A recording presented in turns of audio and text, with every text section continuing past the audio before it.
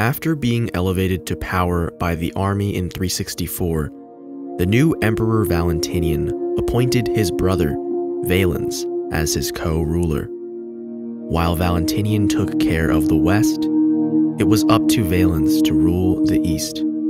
This is his story.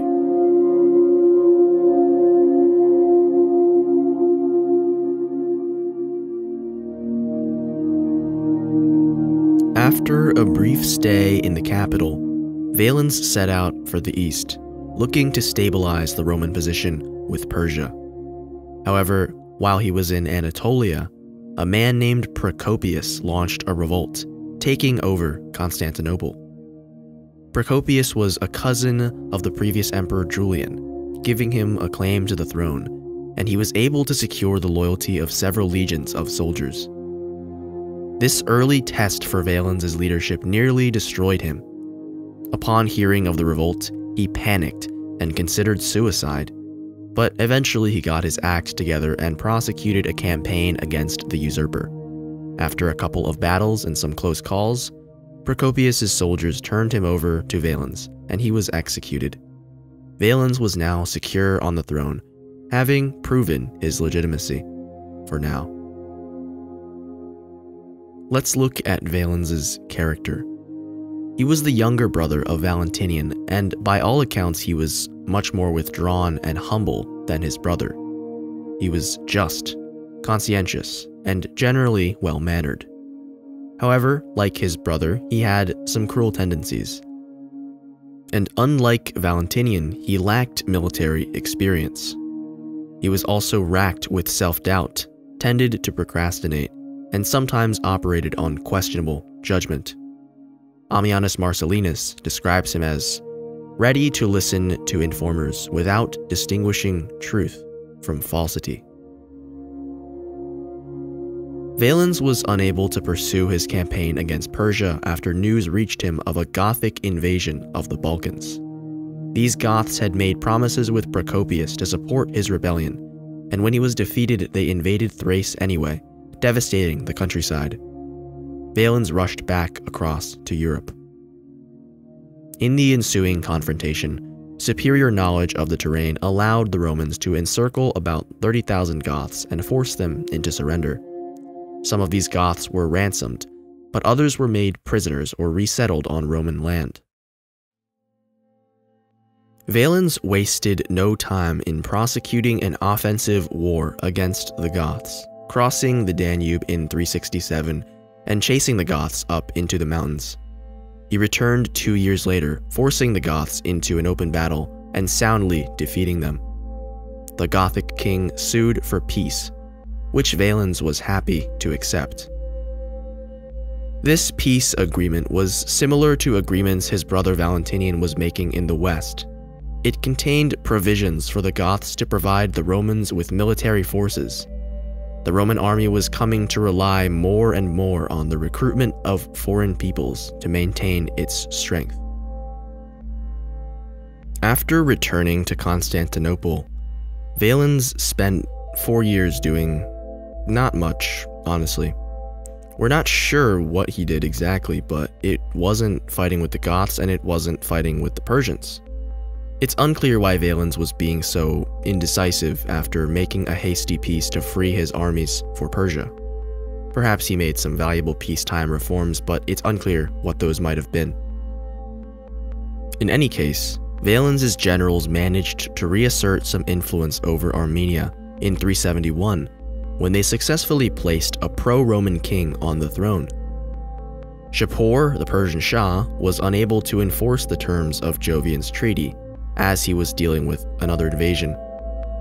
Roman pride was somewhat saved, even if Valens was not personally there to take advantage of it. Had Valens taken advantage of the years of peace to invade Persia, he would have been able to reclaim Rome's lost lands and perhaps won more.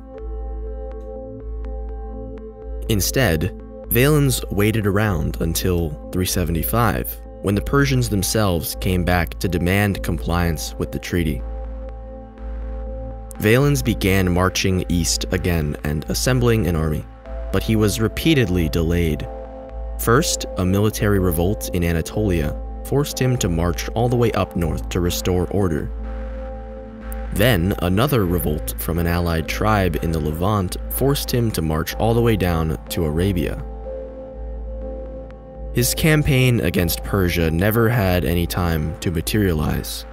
A more immediate crisis on the Danube River drew his attention. While Valens was in the east, during the summer of 376, a massive group of Goths arrived on the Danube to plead with Roman authorities. This was not just an army of fighting men. It was Gothic civilization assembled, women and children included. This was a displaced people fleeing from the wrath of invaders, in this case the Huns, who had devastated their homes and made them refugees. They pleaded for peaceful resettlement within Roman territory, a request which was granted by the Roman authorities. However, there were several issues with this. First, it was true that Rome had a long history of resettling frontier peoples within its territory. However, in the past, these had been small and isolated incidents of resettlement, and the settlers would always be dispersed throughout Roman territory to avoid independent tribal affiliations remaining strong within Roman lands. This group of refugees was larger than any group before it, and it would be a tough proposal to split these people across dozens of provinces throughout the empire. In any case, the situation was immediately inflamed by Roman misconduct. The officers of the military units overseeing the migration mistreated the Goths more than once, resulting in an alternating cycle of abuse and neglect. The Roman supply chain could not feed so many people on such short notice, forcing many of the Goths to sell their children into slavery for money. Further grievances led the Gothic leader, Fritigern, to decide that the Goths would be best served by turning hostile to the Romans. He rallied his people and led them on a breakout into the Roman countryside. After recruiting some other Goths that had defected from Roman service, Fritigern and his people were able to pillage the land with impunity, leaving their worries of starvation far behind. Throughout 377, the Roman authorities in the Balkans tried to contain the Goths with limited success.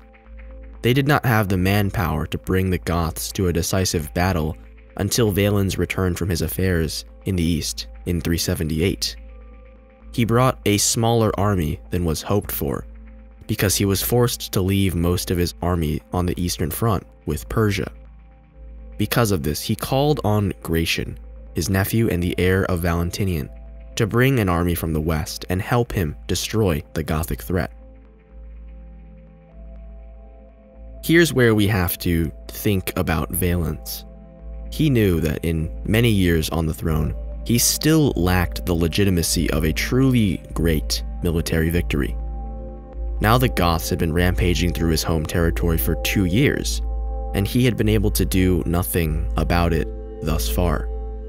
If he waited for his teenage nephew to bail him out, he would simply confirm the rumors that he was a dithering and incompetent coward. With all this in mind, Valens decided that he would not be known as such a dithering coward. No, for once in his life, he would be decisive.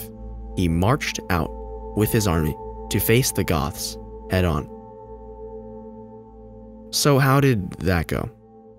3 words: Battle of Adrianople.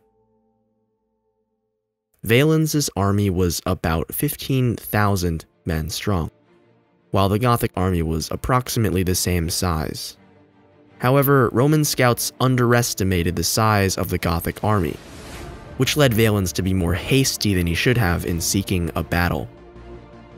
He left Adrianople early on a hot August morning, marching his army for several hours until they reached the Gothic position. The Goths were fortified on a well-defended hill. By that time, the Romans were exhausted and itching for a fight. Valens ordered his army to hold its position, but without orders, the left wing of the Roman army charged up the hill. The whole army was in disarray due to the smoke from the burning grasses, which the Goths had burned to sow confusion in the Roman ranks. Eventually, the whole Roman army engaged, but in disorderly and chaotic fashion. Soon they were easily repulsed and driven back down the hill. At that very moment, thousands of Gothic cavalry, which the scouts had failed to account for, swept onto the battlefield to aid the Goths on the hill. They smashed right into the exposed Roman left flank. And it was all over. The Romans were surrounded. Most of their army was destroyed. The Goths were supreme over the Balkans, having defeated the army of an emperor. Valens himself was killed in the fighting. His body was never found.